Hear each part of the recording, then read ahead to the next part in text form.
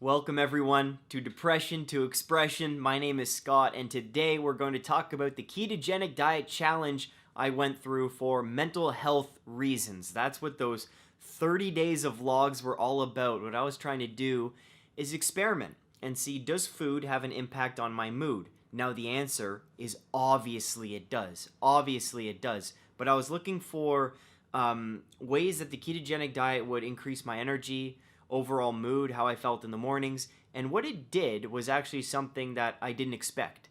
I'm going to talk about 3 things that the ketogenic diet basically cured in 30 days. It's pretty remarkable. And then I'm going to talk about what foods I'm introducing now that I've already introduced and what the effect has been so far. Because if you follow me on Twitter and Instagram and stuff, you know I've been talking about, man, I just want that coffee. I just want a nice old-fashioned plain donut. How about a maple dip? How about a vanilla dip? How about an apple fritter? I was craving some of that stuff, and well, I'm going to tell you what I've introduced and what the effect is. But first, the 3 things. Oh, and also blood test results too. You can check this video out. I was in the hospital because I fell off my bike, and what they do is they take your blood when you're in the hospital, see if everything's a-okay.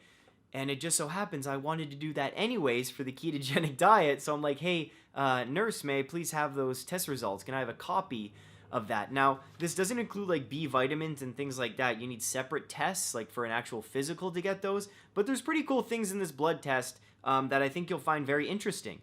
Because the ketogenic diet, man, that's a way different way to eat than I was used to. Like, I was pretty high carb, and when you're doing 70% fat, 20% protein, 10% carb, I was barely doing 10% carb there. It was very, very different, and the blood test actually surprised me. So, you ready? Sit back, relax, take your pants off. If you haven't subscribed, please subscribe. This is a mental health channel, Depression to Expression, where we express ourselves fully, freely, with confidence. All right? Let's do this.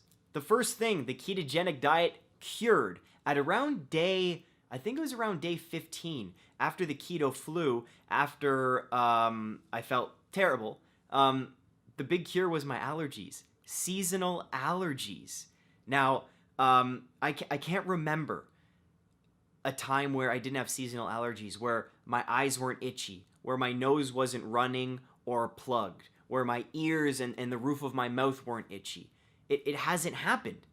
And that's a result that I didn't know, I didn't expect that to happen. And let me tell you, going through a summer and not having to sneeze, not having to take allergy medication was awesome. Like, I go to bed and I can actually breathe through my nose. For all of you who suffer from seasonal allergies, it's like going to bed and you have to breathe through your mouth and you wake up with the dry mouth and the pasties. This was a treat. This was a real treat. And again, from an early age, I've been taking Arius. Claritin doesn't work for me. Arius is the one allergy medication that I take that just does wonders. I'm spitting everywhere. And I was just so surprised by that result. So surprised and so happy. So that's number 1.